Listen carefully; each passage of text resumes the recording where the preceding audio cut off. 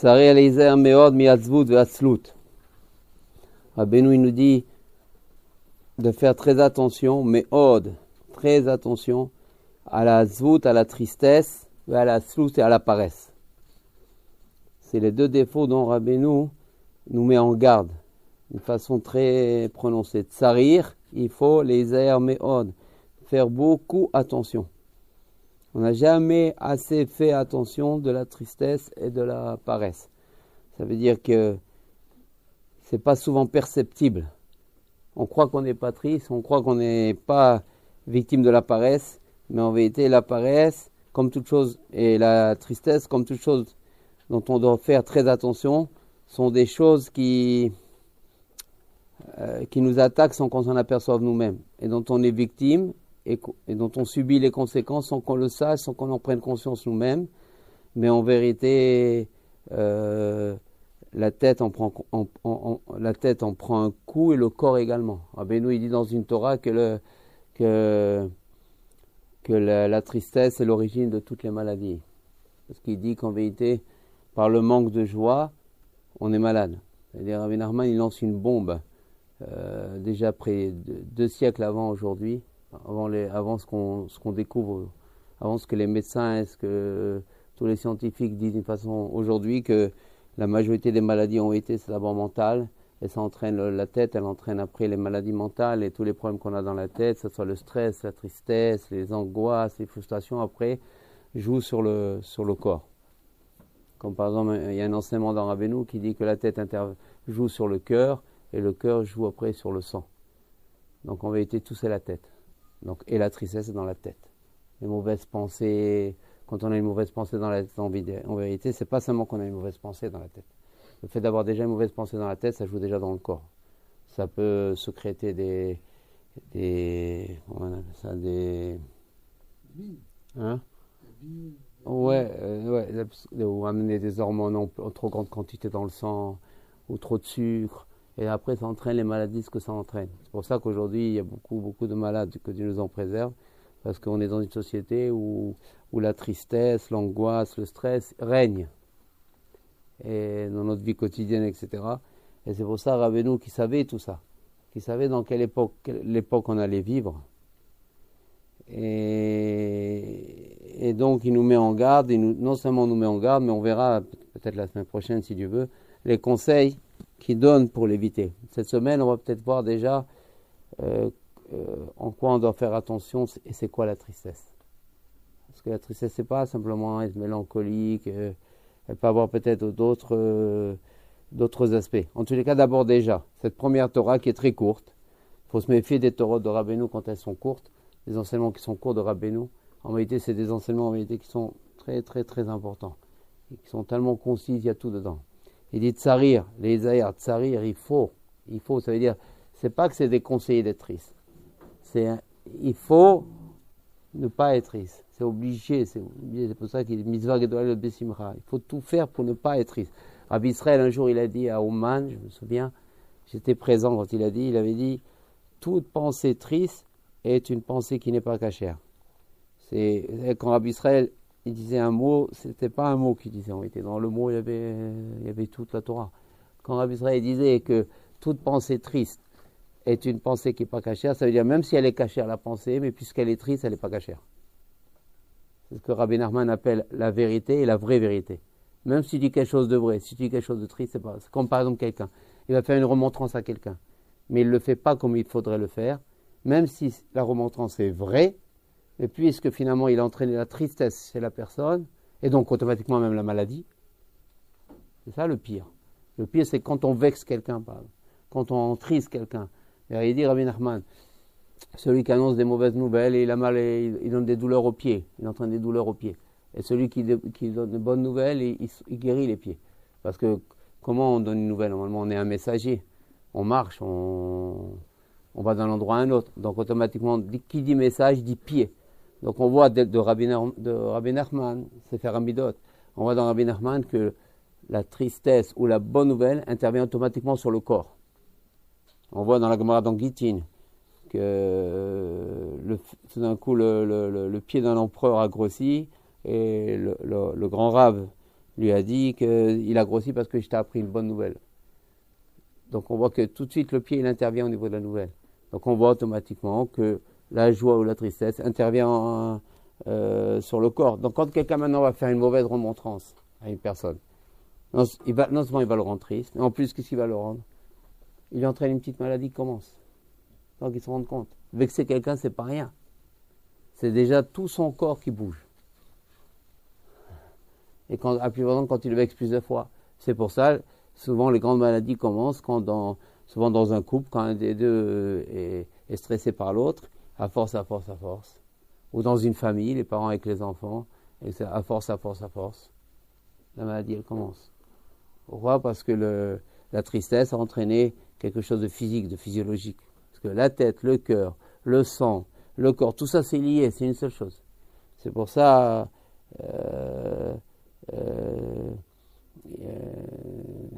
la parole, quand Rabbi Israël dit que toute pensée triste est une pensée qui n'est pas cachère, parce que comment elle peut être cachère si elle lui enlève la santé à la personne? Elle peut pas être cachère. La Torah, c'est la vie. Il y a marqué Torah Traim. Si maintenant, avec ton enseignement, tu m'enlèves ma santé, ou tu me décourages, décourager quelqu'un, par exemple. Si avec ta parole, tu me décourages, tu peux pas m'amener la vie. Donc si tu m'appelles pas la vie, ça peut pas être la Torah, parce que la Torah, c'est la vie. La Torah, c'est avant tout la vie, et tout le but de la Torah, c'est d'amener la vie, d'amener le bonheur, d'amener la joie. C'est ça les critères les critères de la vérité. C'est pas encore suffisant parce qu'il peut avoir la fausse joie. Mais en tout cas, s'il y a la tristesse, c'est déjà pas vrai. Donc tout ce qui amène la joie, un enseignement qui amène la joie, un livre qui amène la joie, une rencontre qui amène la joie, un repas qui amène la joie, dit même Rabbi Nachman. Il dit d'être joyeux même en disant des blagues, en récitant des blagues. Bien qu'à Shabbat, normalement, on doit faire très attention. Le Rama, dans Shulchan Arour, il dit, c'est bien, on peut raconter des blagues à Shabbat. Alors que le Mechaber, il fait très attention à ça. Mais le Rama, il dit, on peut raconter des blagues à Shabbat. Pourquoi? Il dit, le Rama, il dit, c'est un Onek Shabbat. Pour lui, c'est un Onek Shabbat. Ça veut dire que l'important, il faut que tu ris. L'important, il faut que tu sois joyeux. Le plus d'abord, si pas Shabbat, tu n'étais pas joyeux, tu fais très attention, à Mouxé, tu fais attention à la bichoule, à pas cuire, à pas allumer la lumière, tout ça. Mais t'es pas joyeux, c'est pas Shabbat. Shabbat, c'est la joie, Shabbat. Tout le but, pourquoi on doit manger du bon manger? Pourquoi c'est très important d'avoir du bon manger Shabbat? La femme, quand elle cuisine Shabbat, peut-être pas. C'est ça le problème, comme on est pris dans la société, dans le travail. Aujourd'hui, c'est difficile, mais normalement, le manger du Shabbat est très important. Il faut donner un oneg, du bon manger, des choses qui font plaisir. C'est pour ça que le manger doit être chaud. Le café doit être chaud aussi. Ça doit être chaud parce qu'il ne sait pas chaud, il n'y a pas le tiède. Il est gâché le Shabbat. Il est gâché. Un café tiède, un manger tiède, c'est pas rien. C'est fini le Shabbat, il a été gâché. Parce que tout Shabbat, c'est le manger. À tel point que Rabbi Nachman il dit que quand quelqu'un il est triste et tout, il fait un petit bon manger. Alors même en semaine. Pourtant Rabbi Nachman dit il faut briser l'envie du manger, il faut briser les envies physiques, il faut briser les envies du corps. Quelqu'un il est triste, qu'est-ce qu'il fait? Il se fait un bon manger à la maison. Quand on a fait une bonne cuisine qu'il aime, l'important c'est d'être joyeux. Dieu ne veut pas te voir triste avec un œuf et un oignon, il préfère te voir gai avec de la viande devant toi. C'est ça qu'il faut comprendre. C'est ça. Sinon, on n'est pas dans la vraie religion juive. La religion juive, c'est la vie. C'est Torah Traim. C'est pas la tristesse. C'est la fausse. C'est pour ça on voit, par exemple, aujourd'hui, actuellement en France, il y a la grande polémique de l'intégrisme. Enfin, pas de l'intégrisme, comment on va appeler ça, de l'orthodoxie musulmane, on va dire.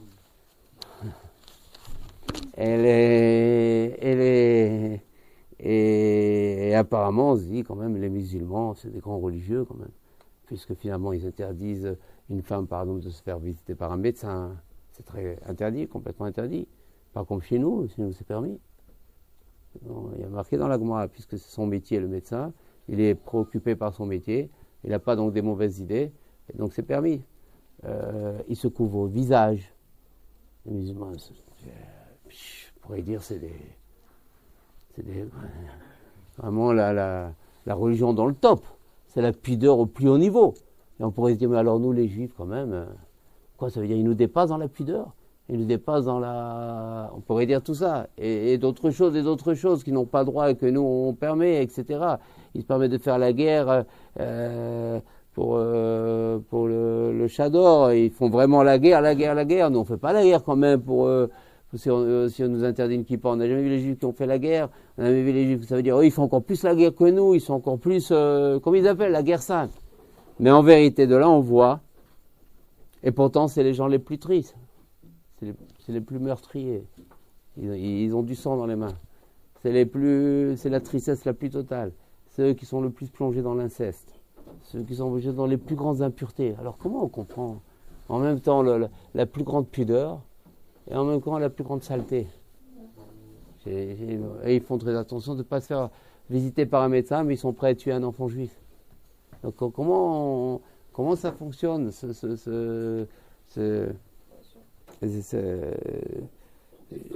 ouais, c'est parce qu'ils ont la tristesse en eux. Le fait qu'ils ont la tristesse, d'ailleurs ça a commencé avec Agar. Tout Agar c'est la tristesse. Comment elle dit, Shomea, à tel point qu'Hachem il a entendu ça. Shomea, on a marqué dans le verset, j'ai entendu ton affliction. C'est-à-dire le mot affliction, il est marqué la première fois, c'est avec Agar. Que Abraham, il a envoyé Agar, il a donné à peine une gourde d'eau, et elle s'est retrouvée toute seule, elle ne voulait pas voir son enfant mourir devant elle, c'est-à-dire elle est rentrée en elle la tristesse. Et c'est pas pour rien qu'est sorti de là qui Ishmaël. Et Ishmaël, apparemment, c'est une immense bonté, mais qui amène finalement à l'inceste et qui a amené après Esav, qui amène le meurtre. Ça veut dire qu'en vérité, dès qu'il y a tristesse, il y a toutes les horreurs. Et c'est la fausse pudeur, c'est la fausse religion. Donc de la même manière que c'est la fausse pudeur chez les musulmans, ça peut être aussi la fausse religion chez les juifs. C'est pour ça que la halakha, les lois, le Shulchan Aruch, elle n'est pas venue pour donner la tristesse. Elle est venue justement au contraire pour nous amener la joie. C'est-à-dire qu'on a un Talmud, on a des lois. Apparemment, les lois, c'est pas venu pour nous amener la joie, c'est des lois. Mais si, parce que les lois, c'est quoi le but des lois? C'est te donner un périmètre dans lequel la personne, elle peut évoluer. Et grâce à cette évolution qu'elle a dans ce périmètre, elle n'est pas, comment on va dire, illuminée par de l'instantané, par des idées à elle, elle suit quelque chose. Et les lois qu'on lui donne, c'est des lois justement qui vont lui amener la joie. Quand on fait une misa, la personne elle a la joie. Et quand elle fait un péché, la personne elle a une tristesse en elle. Parce que Dieu, il sait qu'est-ce qui amène la joie, qu'est-ce qui amène la tristesse. La mitzvah, elle amène la joie. La tristesse, le péché, il amène la tristesse. Dès qu'il y a une faute, il y a une tristesse qui rentre. Donc il y a un début de maladie qui rentre. La personne dit, bon, j'ai fauté. Mais non, il y a un début de maladie qui rentre déjà. Et ton repentir à toi, c'est pas seulement demander à Dieu pardon. C'est guérir la maladie qui a commencé à naître chez toi. Et ce qui explique que quand on fait tchouva, au bout de quelques années, on a quand même des problèmes. Il y a quand même des problèmes. La personne, elle a quand même des problèmes. C'est vrai, elle commence à faire la religion, mais il y a quand même des problèmes. Et pourquoi aujourd'hui les mariages sont très difficiles? Parce que quand il y a des rencontres, un des deux se rend compte qu'un autre a des problèmes. Et l'autre aussi se rend compte, des fois, parfois vice-versa, que l'autre a des problèmes. C'est-à-dire, on a des problèmes. On a des blocages, on a des étourderies énormes, on a des oublis énormes, on a des fois une nonchalance énorme. Des fois, on n'arrive pas à tenir nos responsabilités. Des fois, on ne termine pas quelque chose. On n'arrive pas à terminer. Des fois, on ne prend pas conscience de quelque chose. Parfois, chaque chose est un signe de maladie. Il faut savoir, normalement, quelqu'un qui n'est pas malade, tout doit être parfait. Dès qu'il y a quelque chose, dès qu'il y a un problème, ou des envies qu'on n'arrive pas à dominer, ou des mensonges qu'on n'arrive pas à dominer, ou des fantasmes, ou toute chose qui fait qu'on ne domine pas la situation, on ne fonctionne pas, l'équilibre il n'est pas total, il n'est pas parfait, ou la parole elle n'est pas coulante, on n'arrive pas à parler coulant, où on balbutie quand on parle, où on n'est pas clair, où on n'a pas un esprit synthétique. Tout ce genre de choses-là, c'est un signe de maladie quelque part, qui est venu, d'une part, par la faute d'Adam Arishon, parce que quand Adam Arishon il a fait la faute, le serpent il a amené une intraveineuse de tristesse, et tous les hommes qui descendent dans le monde, ils ont automatiquement la tristesse, et donc automatiquement un début déjà de problème. Deuxièmement, par nos arrière-parents et nos parents, et nous-mêmes, par tout ce qu'on a fait jusqu'à l'heure où on parle maintenant, à 21h15. Tout ce qu'on a fait, ça rentre. Et ça entraîne que ça entraîne. C'est pour ça maintenant, et ça entraîne le plus de tout, la tristesse. Et qui entraîne après tous les problèmes mentaux. C'est pour ça Rabbeinu nous met en garde. Il sait que c'est ça l'ennemi. L'ennemi numéro un pour Rabbi Nachman, c'est pas la médisance, c'est pas les mauvais regards, c'est pas la cache-route, c'est pas Shabbat.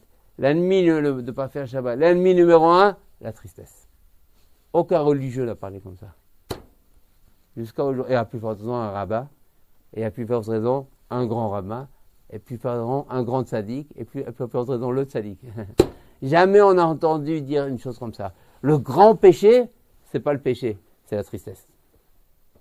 Et le péché, il est péché parce qu'il amène la tristesse. Et donc il amène la maladie. Et s'il amène la maladie, donc il amène tout ce que ça entraîne. Et Dieu, il veut justement le juif équilibré. En vérité, les Grecs, quand ils disaient on veut un corps saint et un esprit saint, en vérité, d'où ils l'ont volé? De chez nous. C'est pas pour rien, mais seulement eux dans l'impureté.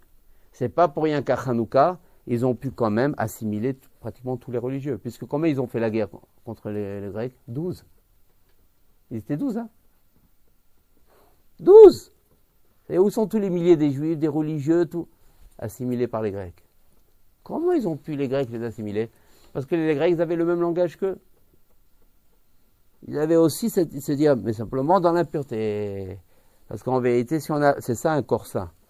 Un corps saint, ça veut dire un corps qui n'est pas touché par la tristesse. Et donc, s'il n'est pas touché par la tristesse, le cœur, il bat comme il faut battre, le sang, il est pur. C'est pour ça, il dit, Rabbi, on commence, on est au début seulement. Tsari lezer me'od, mi'atzvut ve'atzlut. Il faut faire très attention, et c'est ça la atzlut, la paresse, la dépression.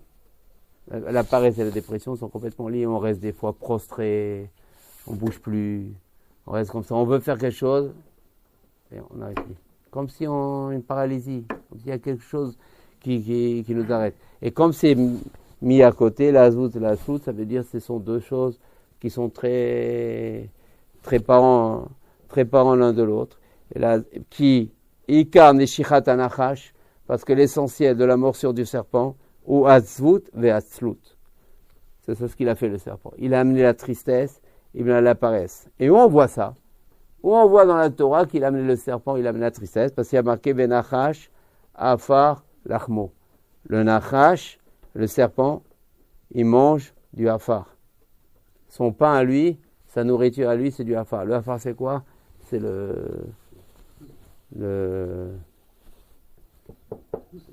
sable, la terre, la poussière. Et la poussière, c'est la tristesse. Afar ou prinat azvuz et atzlut. Pourquoi? Parce que la tristesse et la paresse, ils viennent du Afar. Parce que la tristesse, c'est ça représente la terre, le sable, il représente la tristesse. Pourquoi? Parce qu'il n'y a pas de parole, il n'y a rien. C'est immobile, c'est le prostré, ça ne bouge pas, ça ne parle pas, il n'y a pas de son, il n'y a rien qui sort, la bouche fermée, c'est rien, une pierre. Comme on dit, la pierre, c'est une pierre.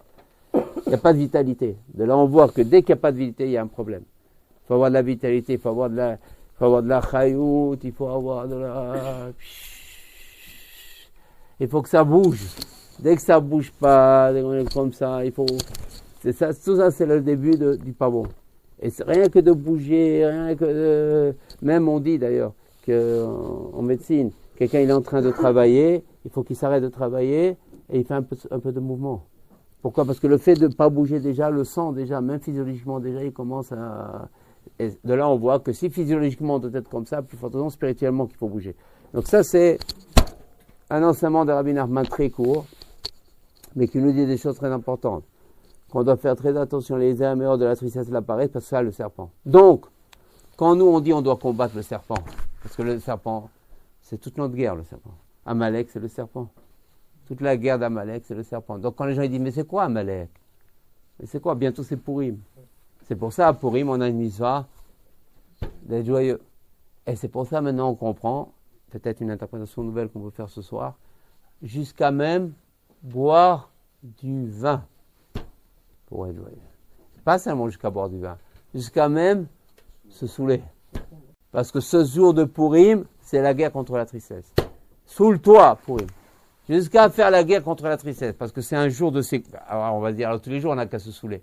Et comme ça la personne arrive avec sa bouteille, et elle dit chaque jour je fais la guerre contre Amalek. Non, parce que la différence avec tous les jours de l'année et le jour de Pourim, c'est que le jour de Pourim, il y a une aide divine spéciale qui fait que la personne, bien qu'elle ne soit pas une personne très sainte, qu'elle a ses péchés, qu'elle a ses défauts, qu'elle a ses descentes, ses chutes, qu'elle a son passé, quand même, si elle fait les Shem Shemaim pour Dieu, qu'elle se relie au tzaddik et qu'elle prend un certain nombre de précautions, elle arrivera à ne pas se saouler d'une manière négative. Elle se saoulera d'une manière positive. Ça veut dire, en buvant du vin, au lieu de sortir des sottises, et plus encore, elle sortira au contraire de la Torah. Mais les jours de l'année, on est loin d'être certain d'arriver à ça. C'est pour ça que l'année, on ne doit pas saouler. Mais on voit de là maintenant tout le secret de Pourim. Le secret de Pourim, c'est de sortir de toute la tristesse de l'année et pour l'année suivante. C'est pour ça d'ailleurs, on mange. Il y a tout à Pourim. On peut demander de plus. Il y a le manger. Il y a la boisson. Il y a la danse. Et c'est tout Pourim, c'est ça. C'est où on va trouver la joie. La joie, on la trouve là, la joie. Dans le manger. C'est pour ça, c'est très important d'être heureux quand on mange. Celui qui mange et qui pense ça, il ne faut pas si quelqu'un maintenant il fait un manger, il dit moi je veux commencer, je donne mon avis personnel. Si quelqu'un maintenant il veut manger, il dit non, moi je vais commencer à briser maintenant. Il faut pas que son manger le rend triste. Parce que si le manger qui brise le rend triste, Hachem ne veut pas ça. Il veut au contraire, s'il mange moins, ou il veut manger moins de viande, et ça le rend heureux, ça bien sûr, Dieu il veut ça. Mais s'il sait par exemple, en mangeant moins de viande, il est triste et il commence à pas. Qu'il mange! Parce que le plus important, la joie. C'est pour ça le plus important, c'est d'être joyeux quand on mange. Et il dit Rabbi Nachman, quand on est joyeux quand on mange, on reçoit ce qu'on appelle les retsonot. Ça veut dire on reçoit toutes les envies de Dieu, on les reçoit pendant le manger. Les plus grandes envies divines, on les reçoit quand on mange. C'est incompréhensible. On devrait les recevoir normalement quand on est dans la forêt, quand on prie dans la choule. Non, on les reçoit quand on est devant un plat. Tellement, pourquoi? Parce que finalement, la joie, la plus simple, quand on mange. Quand il mange, et c'est bon, c'est dur d'être triste. Donc c'est à ce moment-là que et c'est pour ça que Rabbi Nachman il dit qu'à Shabbat, on boit quand même un peu de vin. Parce que pour être joyeux. Parce que sinon, si on n'arrive pas à Shabbat, c'est parce que, ouais, si Rabbi Nachman, déjà autant de Rabbi Nathan, c'est-à-dire il y a déjà 2 siècles, où les religieux de l'époque étaient des soleils par rapport à aujourd'hui. On n'a aucun rapport entre il y a 2 siècles et aujourd'hui. On n'est même pas, c'est même pas comparé. C'est de l'hérésie même de comparer entre nous et eux. C'est à un niveau qu'il n'y a pas de notion. Et quand même, Rabbi Nachman, il est obligé de leur dire, vous buvez du vin Shabbat un peu plus pour être joyeux, c'est-à-dire comme c'est dur d'être joyeux. À tel point que quand il a dit à Rabbi Nathan, tu sais, Nathan, il faut que tu sois joyeux tout Shabbat, il a commencé à être triste. Il a dit, comment je vais être joyeux Shabbat? Et tellement, même à l'époque déjà, c'était tellement dur. Parce que qui a amené la joie dans le monde? C'est Rabbi Nachman.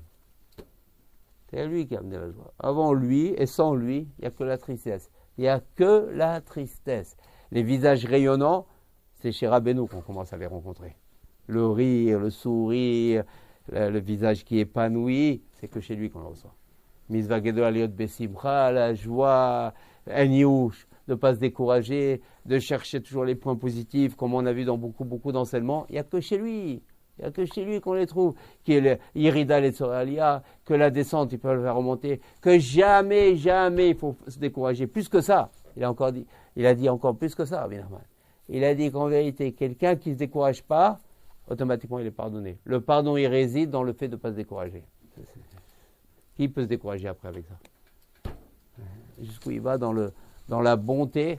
On est obligé d'avoir une certaine joie. On est obligé, c'est jamais, plus rien n'est impossible avec Rabbi Nachman. Tout se résorbe, tout se répare, tout s'arrange quelque part. Il n'y a rien. Et après, on commence à avoir la émouna, la foi, où on peut tout arranger dans notre vie. Et quand on arrive à ça, alors il n'y a que la joie. C'est-à-dire plus rien. Bon, il y a eu des grands problèmes à résoudre, on rentre dans telle ou telle situation, etc. Mais on sait qu'on va gagner. Et il a dit la phrase la plus belle au monde. Parce que quand le tzaddik il parle, en vérité, c'est pour nous qu'il parle. Ça veut dire nous, on profite de sa phrase. C'est-à-dire nous, on reçoit les bienfaits de sa phrase. Parce que lui, il a fait tout le travail. Qu'est-ce qu'il a dit? Il a dit, j'ai gagné, je gagnerai. Ça, c'est pas simplement dit pour nous dire que lui, il a gagné et maintenant il va gagner plus tard. C'est que nous, maintenant, dès qu'on s'attache à lui, pareil, on va gagner. C'est pour ça dans toute situation. Vous avez problème avec la sécurité sociale, il faut dire je gagnerai. Mais vrai. Et moi, je le dis plusieurs fois. Même, je dis pour moi, on est obligé de gagner. On est obligé de gagner maintenant. Si tu t'attaches au tzaddik, j'ai gagné, je gagnerai encore. Et je gagnerai à Dassault. Et si on croit dans ça, on est obligé de... C'est pas qu'on a 99 chances sur 100. On est sûr de gagner. On est sûr de gagner. J'ai la mouna et par expérience, je le dis. On est sûr, tôt ou tard, il n'y a rien. On est invincible. Il n'y a aucun obstacle. Parce qu'on a derrière nous le plus grand de tous les tzaddikim, qui a fait déjà tout ce travail. Par exemple, les pidionotes, de racheter avec de l'argent. Normalement, pour faire un pidion, il faut connaître tous les tribunaux célestes. Et il dit, Rabbi Nachman, il n'y en a qu'un par génération. Donc, avant de faire un pidion, il n'y a plus à espérer. Qui connaît les tribunaux? Tous les tribunaux, même un seul, on ne connaît pas. Qui sait qu'il faut connaître tous les tribunaux? Et il dit, celui qui ne connaît pas tous les tribunaux, en faisant le pidion, c'est-à-dire ce rachat de l'âme avec cette somme d'argent, au lieu de réparer, il est ce qu'on appelle mécalquel, c'est-à-dire il endommage. Donc comment on peut faire des pidionotes aujourd'hui? On prend de l'argent, on fait des pidionotes. Ça, c'est avant Rabbi Nachman. Avant Rabbi Nachman, il fallait connaître tous les tribunaux célestes avant de faire un pidion. Mais maintenant qu'on a reçu Rabbi Nachman, il est venu dans ce monde, et que lui maintenant, il a amené le pidion dans le monde. C'est lui qui a amené en vérité le texte du pidion. C'est lui qui a fait maintenant le tikkun du pidion. C'est lui le pidion. Et quand on dit par exemple, il y a des Pélé Lyon, c'est qui le Pélé? Où? C'est lui le Pélé. C'est comme par Rabbi Nachman. Qu'est-ce que tu vas dire? Mais il faut un grand pour le faire. Mais c'est lui le pidion. Il suffit de croire en lui. Il suffit de s'attacher à lui. Aujourd'hui, n'importe qui peut faire le pidion. Et le pidion, plus la personne qui fait le pidion a la émouna dans le tzaddik, et plus donc c'est lui qui le fait, et donc plus ça marche. Donc aujourd'hui, tout marche avec quoi? La émouna. Aujourd'hui, l'époque, c'est l'époque de David Ameller, l'époque de la foi. C'est plus l'époque de la tête, de la connaissance, de la sainteté. Bien sûr qu'il faut essayer d'être saint, bien sûr qu'il faut essayer de connaître, bien sûr, tout ça, il faut toujours. Mais c'est plus ça qui fonctionne. Parce que quelqu'un qui dit, c'est la tête qui fonctionne, c'est la connaissance, ça veut dire qu'il se prend pour celui qui n'est pas. De toute façon, si tu prends ce chemin-là, dans ce chemin-là, tu n'iras pas très loin. Mais si tu prends la foi, oui, tu iras loin. Pourquoi? Parce que tu t'attaches à celui qui a déjà été très loin, et qui est Rabbi Nachman. Donc plus la personne va s'attacher à lui, va prononcer son nom, va croire en lui, va essayer de le diffuser, va essayer de s'attacher à lui, de le faire aimer, de le faire connaître. Il n'y a pas plus grande chose que ça, de faire connaître Rabbi Nachman dans le monde. Chacun dans sa situation, chacun dans ça. Et puis il va recevoir les bienfaits. Et tout ce qu'il va faire, en réalité, ce n'est pas lui qui va faire, c'est qui? C'est Rabbi Nachman. Et dans tout ce qu'il va faire, il y aura la bracha. Il deviendra invincible, il aura tout. Tout, il peut tout avoir. On peut, rien n'est impossible avec Rabbi Nachman. Parce qu'il a dit, je gagnerai. Mais comme nous, on a été habitués à ne pas croire, dans cette société, à nous limiter, on dit, oh, limite-toi pour qu'ils disent, bon, mais sois réaliste. Toutes ces expressions qui nous ont massacrés dans toute notre jeunesse, parce qu'il n'y avait pas le tzaddik. Bien, le tzaddik, maintenant, il écarte ses limites. Parce que les limites, vous savez comment on dit les limites? Metzar. Metzar, ça vient le mot Mitzraïm. Et tout l'exil qu'il y a eu en Mitzraïm, c'était de nous limiter, de nous complexer, de nous dévaloriser. C'est ça l'exil de l'Égypte. C'est pour ça, quand il est venu, Moshe Rabbeinu, le Shamum Bekolom Mikotzeruach, Ils n'ont pas entendu la voix de Moshe Rabbeinu parce qu'ils ne pouvaient pas espérer. De quoi tu parles? Quoi, sortir d'Égypte, et pas seulement sortir d'Égypte, en plus aller dans le désert, et en plus recevoir la Torah, et en plus aller en Israël. Mais tu rêves. Où ils en étaient? Imaginez quelqu'un dans la galoute, c'est-à-dire dans l'exil, physique et spirituel le plus grand, plongé dans la boue matérielle et dans la boue spirituelle la plus grande. Eh bien, quelqu'un lui dit, maintenant tu vas recevoir la Torah, tu vas sortir de la boue, tu vas être propre, pomponné, brillant, parfumé, et tu vas... On peut pas imaginer. C'est ce que fait Rabbi Nachman aujourd'hui. Rabbi Nachman, je suis venu, je vous sauve de votre boue. Qu'est-ce qu'il a fait? De votre limite, de votre petitesse d'esprit, de votre étroitesse d'esprit, de votre fermeté du cœur. C'est quoi que s'il est venu, Rabbi est venu élargir. Et c'est pas ça. C'est que tous les mauvais décrets, toutes les maladies, que Dieu nous en préserve, toutes les souffrances, toutes les épreuves, ils viennent, toutes les mauvaises choses négatives qui assomment la personne, elles viennent justement de l'étroitesse. Parce que l'esprit, en vérité, c'est quoi l'esprit? Il est marqué Vasita Akol Bechorma. Comme ça, c'est marqué. Il y a marqué, c'est un verset, on s'adresse à Dieu et on dit Vasita Akol Bechorma. Tu as tout fait avec la sagesse. Ça veut dire tout le monde, la physique du monde, de tous les mondes, vient en vérité par la chorma, c'est-à-dire la sagesse divine. Maintenant, cette sagesse divine, elle s'est matérialisée dans le monde, dans notre sagesse à nous.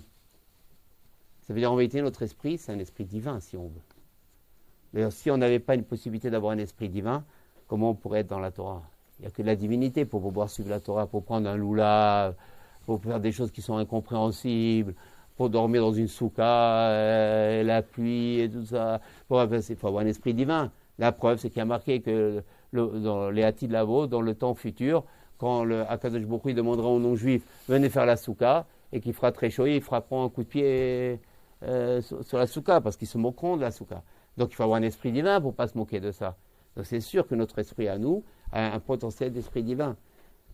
Donc si notre potentiel d'esprit divin, s'il a un esprit divin, il y a la divinité en nous, dès qu'il y a divinité, automatiquement il y a bonté. Parce que la grandeur de Dieu, c'est sa bonté.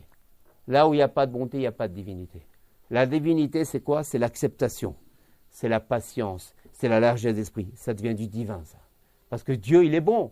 Donc Dieu, il a, si on l'ose s'exprimer comme ça, une largesse d'esprit énorme. C'est pour ça la bonté divine, elle est grande. Parce que l'esprit de Dieu est très grand. Parce qu'il comprend la personne.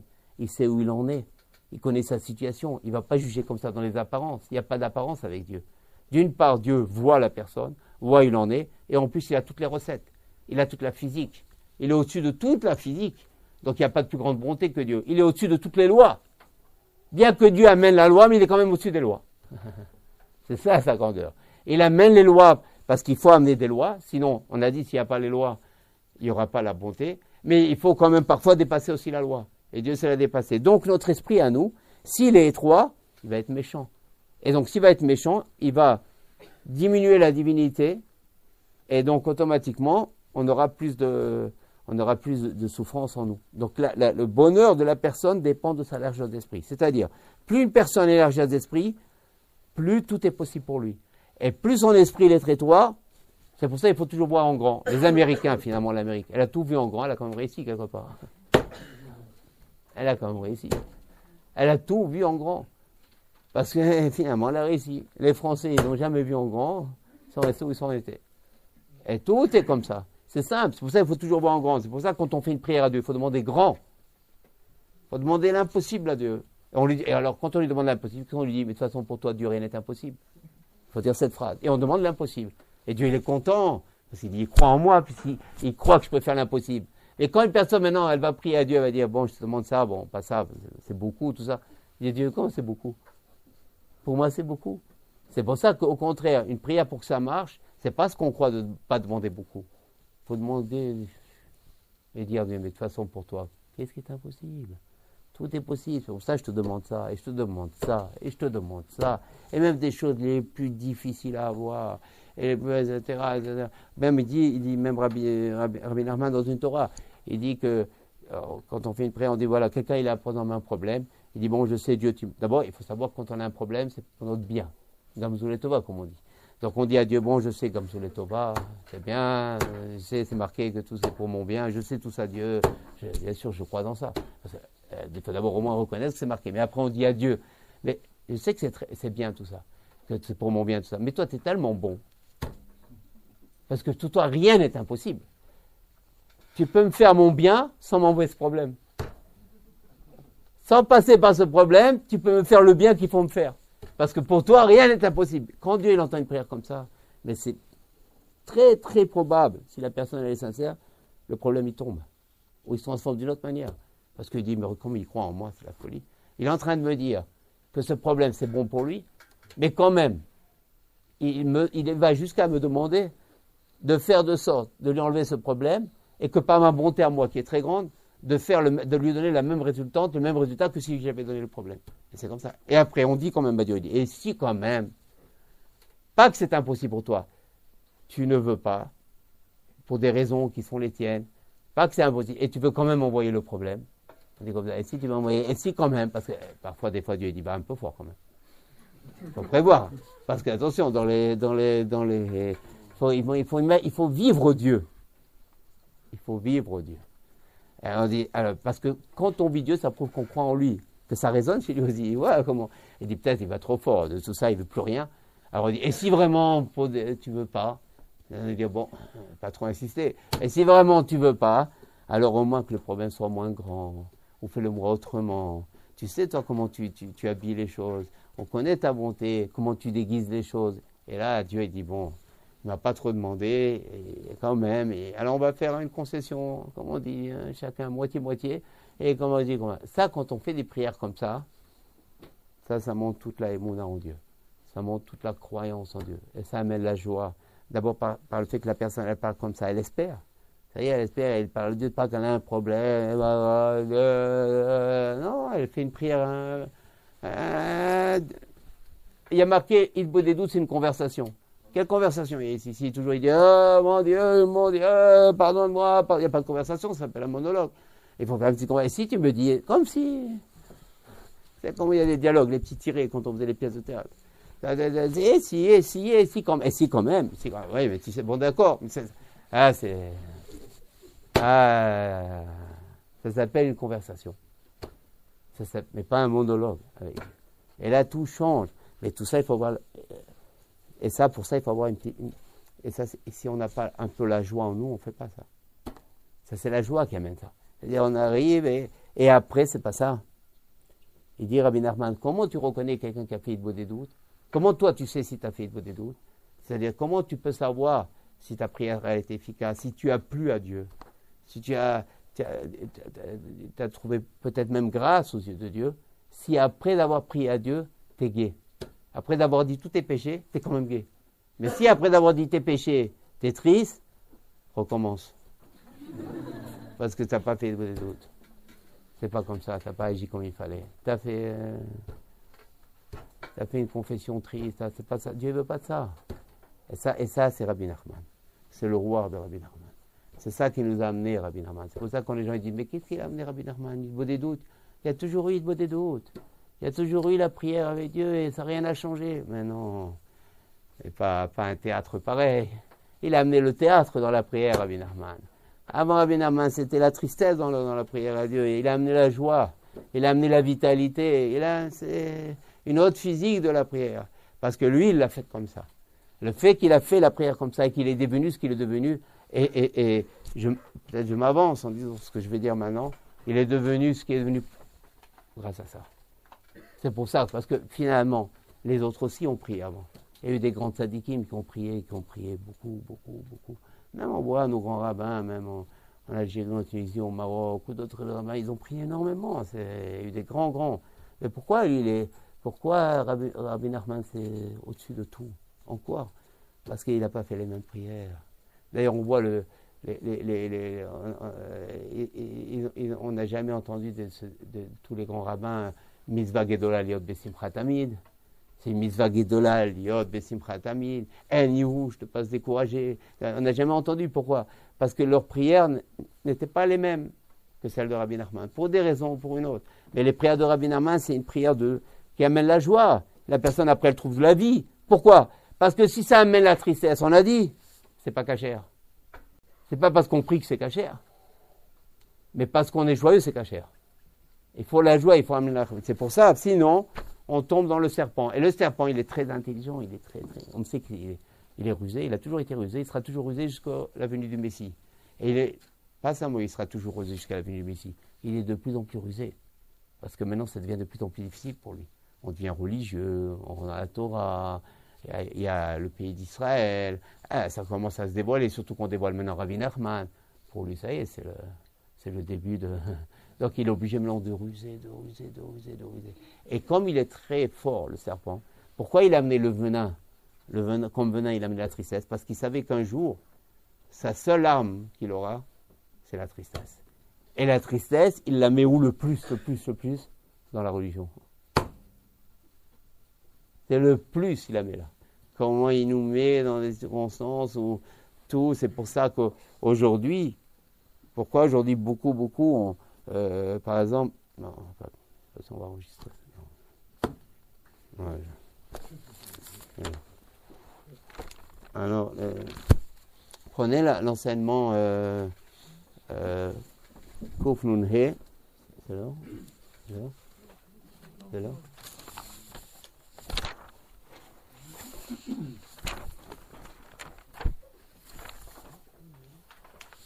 Non, on va reprendre. Prenez l'enseignement 56.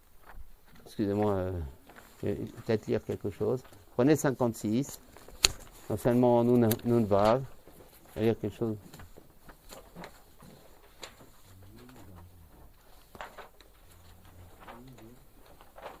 Prenez tête. Dans Nun Vav, prenez le chapitre tête.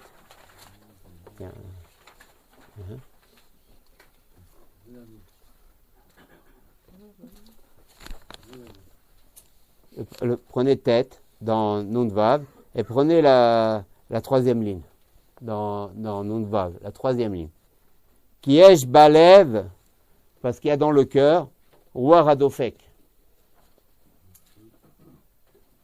Bien on va dire un élan vital, un Ruach, un souffle qui frappe Shei Metrilat Atolada, qui vient au début de la naissance, c'est-à-dire le pouls du cœur. Ve'u nosé alav kol alechot ve'chol adamim. Et lui maintenant, il transporte tous les liquides, tous les fluides, tout le sang. Ça veut dire on a le pouls cardiaque. Et ce pouls cardiaque, maintenant, il a une action sur tous les membres du corps. Et par le fait maintenant que ce sang et tous ces liquides et tous ces fluides donc se transportent et se promènent, qu'est-ce qui fait ce pouls cardiaque? Il va maintenant souffler et il va remuer et nettoyer tous ces membres de la pourriture. Il push une sorte de pourriture. C'est-à-dire que qu'est-ce qui fait le pouls cardiaque? Il va transporter le sang, tous les liquides et tout à travers tout le corps. Il a une action sur par la pompe, le cœur et ce rythme cardiaque à chaque fois, le sang maintenant il va et pour nettoyer à chaque fois le sang. C'est un nettoyage du sang. D'ailleurs, on le sait un peu, il y a l'oxygène, qu'on transporte le gaz carbonique qui sort, tous les déchets, tout ce qui se passe avec la rate, la bile, tous les liens de la digestion et tout ça, ça toujours... Ça veut dire le sang, il ne faut pas qu'il soit stagnant.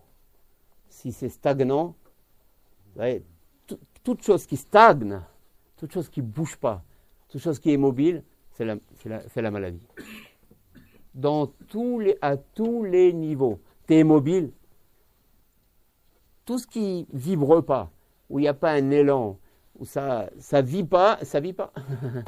Toute chose qui est immobile, on voit. C'est pour ça qu'est-ce qu'il a fait Hachem, le cœur. Parce qu'en vérité, le cœur, le pouls cardiaque, ça c'est des choses très profondes. Le pouls cardiaque. Parce que le pouls cardiaque, cette sagesse de faire comme ça, cette pompe, c'est aussi. Parce qu'à Kadosh Baruch Hu, il faut savoir, avant de créer le monde, il a fait les 10 sphirotes. Il a fait les 10...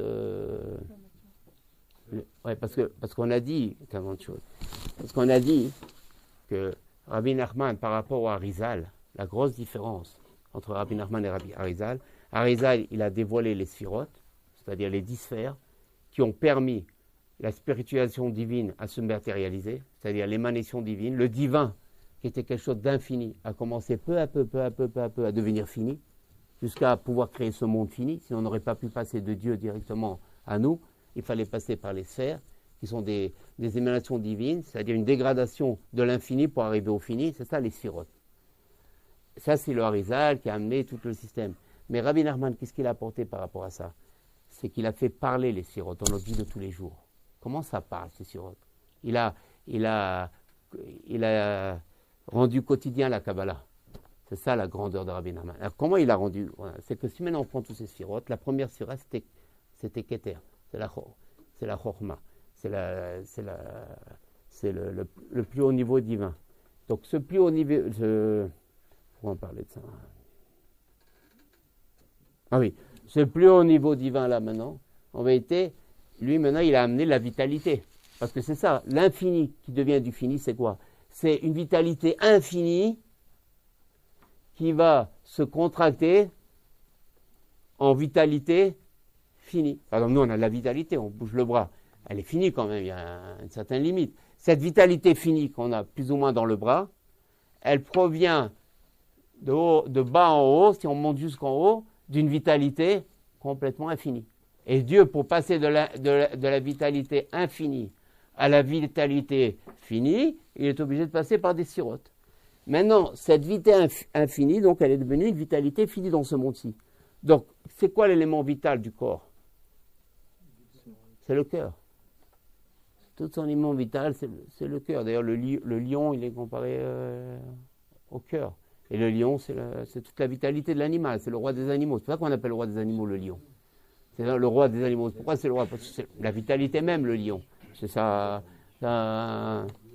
Et donc, le cœur, en vérité, c'est quoi le cœur? C'est énorme ce que c'est le cœur. Le cœur, c'est la matérialisation de l'infinité divine. C'est la limite, c'est la vitalité finie de la vitalité infinie de Dieu. Donc un cœur, c'est divin quelque part. Seulement Dieu, maintenant, il l'a matérialisé sous forme d'un muscle, etc. Mais en vérité, le cœur, c'est une sagesse énorme. Parce que c'est quoi le cœur? Parce que quand on a dit que Dieu, maintenant, il fait une émanation, il passe de l'infini à l'infini, il amène de la vitalité. Mais cette vitalité, il l'amène il la contracte. Maintenant, il l'a contracté en descendant pour arriver où? Au cœur. C'est-à-dire, le cœur, maintenant, c'est une contraction, et d'ailleurs, dans tous les sens du terme, il se contracte aussi. C'est pour ça que le cœur, il fait comme ça. Parce que le cœur lui-même, spirituellement parlant, c'est une contraction de la divinité. C'est pour ça qu'il se contracte, physiologiquement parlant. C'est ça le secret, l'origine de la contraction du cœur. C'est qu'étant donné que spirituellement, c'est la contraction d'une vitalité infinie, c'est pour ça que physiologiquement aussi, il fait comme ça. Il est obligé de se contracter. Maintenant, donc, ce cœur-là, en vérité, qui est donc l'élan, la contraction de l'élan vital infini, va maintenant envoyer l'élan vital dans tout le corps. Et le sang qu'il amène, donc, on a deux choses dans le cœur. Il y a le cœur, l'organe du cœur, il y a le sang. Il faut bien séparer. Il y a le cœur, l'organe, le muscle, et il y a le sang. Le muscle, on a dit, c'est la sagesse divine, donc, qui va maintenant se contracter. Et le sang, c'est cette vitalité, parce qu'il y a Dieu, il y a la vitalité de Dieu. Donc, quelque part, la divinité mamash, c'est le cœur, mais très matérialisé. Très matérialisé. Et c'est pour ça qu'ils sont tombés, parce qu'il y a tellement de choses à dire, là, le panthéisme et tout, l'idolâtrie, parce qu'ils ont mal étudié cette chose-là, où ils ont fait de tout Dieu. C'est vrai quelque part aussi, mais c'est faux aussi, ça dépend comment ils l'ont étudié. Bon, c'est un autre... Mais donc maintenant, le cœur, c'est la divinité elle-même contractée, et le sang, c'est l'élan vital infini qui s'est contracté. C'est pour ça qu'on dit que le sang, c'est la vie. Ve'adam ou un nefesh. C'est pour ça, toute la vie, elle est dans le sang. Toute la vie est dans le sang. Et c'est pour ça, quand on l'a découvert, il y a peut-être 20 ans, 30 ans, 40 ans, toute l'histoire des l'ADN et tout ça, la vie, bien sûr, c'est la vie, parce que toute la vie, elle est là. Toute la vie, elle est dans le sang. C'est obligé que toute la vie soit dans le sang. Puisque le sang, lui, c'est en vérité une matérialisation et de quoi? De l'élan de Dieu infini. Donc c'est normal que le sang, c'est une vitalité énorme, le sang. Et c'est ça, tous les problèmes de la tension, tous les problèmes de ça. Donc quand on voit une optique comme ça, c'est sûr que c'est pour ça que quand le Mashiach il va venir, il y a marqué, il dira au médecin, il leur enseignera la médecine aux médecins. Alors, on ne comprend pas comment ils vont enseigner la médecine. Les médecins, ils ont tout fait, ils ont ouvert des millions de corps, ils ont étudié à l'université, ils ont fait... Non, parce que eux, ils ne se placent jamais à l'origine. Ils ne connaissent pas l'origine de rien. Ils sont que dans un certain comment. Ils ne sont jamais dans un pourquoi. Dans un partir de quand. Ils ne connaissent pas tout ça. Ils sont que dans un linéaire. Ils ne sont pas dans un transcendant. Ils ne sont jamais placés à l'origine. Ils ne connaissent pas l'origine, c'est impossible. Pour ça, c'est que divin, ça. On peut recevoir que de Dieu ce qui est divin. Or, comme le corps, il est quelque part divin, il ne peut pas comprendre le corps, c'est impossible. C'est pour ça qu'il l'ouvre. Et pas d'autre solution que de l'ouvrir. C'est ça le problème. Mais en vérité, si on se place à l'origine, c'est une autre vision des choses, complètement totale. C'est pour ça, Rabbi Nachman, lui, il sait ce que la tristesse peut amener. Je ne sais plus pourquoi on disait ça. Ah oui, parce qu'on est en train d'expliquer le pouls. Donc, qu'est-ce qui fait le pouls? Donc, c'est le pouls cardiaque, c'est énorme, parce que c'est le pouls cardiaque. Parce que le pouls cardiaque, en vérité, donc, ce sang et ce pouls, en vérité, il frappe dans tous les corps, dans tout le corps, dans tous les organes, dans tout le sang, et il nettoie. Il amène quoi? De la vitalité, puisqu'il est lui-même une contraction de la vitalité de Dieu infini. Donc, c'est normal que le sang va amener de la vitalité. C'est pour ça, tout, c'est le sang. Quelque part, tout, quelque part, tout, c'est le sens. C'est le sens. Il joue dans tout, le sang. C'est toute la vitalité, elle est dans le sang. Alors, il dit Rabbi Nachman, Belo itapshu, belo itkalku, que moharouar, comme le souffle, comme le vent, amenaché bayam, comme le souffle, un vent, une tempête, qui souffle dans la mer. Si on menapes, il dit des choses, il dit qu'il menapes ou menachev, qui nettoie, qui souffle, et meaper, qui inverse, ou magis, qui amaïm. Les vagues, c'est quoi les vagues? C'est du vent. C'est le vent qui crée les vagues. Pourquoi il y a des vagues dans le monde? Pourquoi Dieu il a fait qu'il y ait des vagues? Pourquoi cette notion de vague? Parce que Dieu, il veut que la mer se nettoie. Sinon, la mer aussi, elle va se pourrir. S'il n'y a pas un rouar, s'il n'y a pas des vagues, la mer, elle ne peut pas. Et on sait que la mer, c'est quoi? C'est la Torah. Yam ha-chokhmah. Et l'eau, c'est la Torah. C'est pour ça que la Torah, il faut qu'elle se renouvelle toujours. C'est ça ce qui a marqué au début dans Bereshit. Veruach Elohim merachefet al pnei hamayim. Et un vent divin, il souffle sur l'eau. Et l'eau, c'est quoi? C'est la Torah. Et Rashi dit, c'est le Mashiach aussi, ce souffle-là. C'est pour ça qu'il faut toujours qu'il y ait un souffle divin, un souffle nouveau, qui interprète la Torah d'une façon toujours différente, de façon nouvelle. Sinon, on n'a pas une Torah qui est liée au Mashiach. Parce qu'en vérité, le Mashiach, c'est vrai, il va venir le Mashiach. Il n'est pas encore venu. Nous, on croit qu'il n'est pas encore venu le Mashiach. Mais, quelque part, quand les non-juifs ils croient qu'il est venu, qui est un mensonge. Mais c'est un mensonge qui apparemment il tient bien la route. Jusqu'à aujourd'hui, on croit. Et on a une règle que quand un mensonge y tient, il y a toujours un peu de vrai. Où on va trouver le vrai là-dedans? C'est complètement faux. Si on croit comme eux, c'est très grave. Nous, on dit que le Mashiach, il n'est pas venu. Quand il y a marqué quand il viendra le Mashiach, ça sera un monde nouveau. Donc c'est sûr que le Mashiach, il n'est pas venu. On l'attend tous les jours, le Mashiach. S'il est venu, qu'est-ce qu'on fait? C'est pour le Mashiach, pour arriver au Mashiach. Et pourtant, ce qu'ils disent les non-juifs, il y a un peu de vrai obligé. Parce qu'un mensonge qui a tenu autant, il n'y en a pas eu comme ça. Donc certainement qu'il y a du vrai. Où il est le vrai? Le vrai, il est qu'à chaque génération, il y a un tzaddik par génération qui amène un souffle nouveau sur la Torah. Ce souffle, ce vent nouveau, c'est Ruach Elohim, un souffle divin, c'est le souffle du Mashiach, qui par l'intermédiaire de ce tzaddik de la génération, amène une manière de voir différente. une manière avec des yeux nouveaux, avec un enseignement nouveau, avec une interprétation nouvelle. Et ce souffle-là, toujours nouveau, c'est ce roi-là qui fait les vagues dans la Torah. C'est lui qui fait les vagues, pas une eau plate, comme on dit. Il amène des vagues dans la Torah, qui est dur, ça remue, ça bouge. Tu entends un peu, des fois il y a du vent, il y a un peu de tempête, mais pas que la mer elle soit toujours douce. Il faut se méfier de... Parce que cette eau-là qu'on croit, ouais, elle est clean, elle est bien douce, bien d'eau, ni marée, ni rien, tout est toujours gentil, pas de vagues, de celle-là il faut se méfier. Parce qu'il n'y a aucun souffle, elle est pourrie cette eau. Elle amène la tristesse, elle n'amène pas la joie, il n'y a pas de vagues. Comment je vais me réveiller, comment je vais bouger ma tête de temps en temps, boire une bouffée, il n'y a rien. Je suis tout le temps à l'état plat. Et ça c'est le secret de la vague. C'est pour ça que Dieu il a créé les vagues dans le monde. Justement pour nous montrer, c'est quoi la Torah. Une Torah, il faut qu'elle ait des vagues en elle. Si elle n'a pas une vague, hein, c'est pas... Veikar Nishuv Arwa Dofek. Peut-être on s'arrête là, on continuera, parce qu'il y a beaucoup à dire.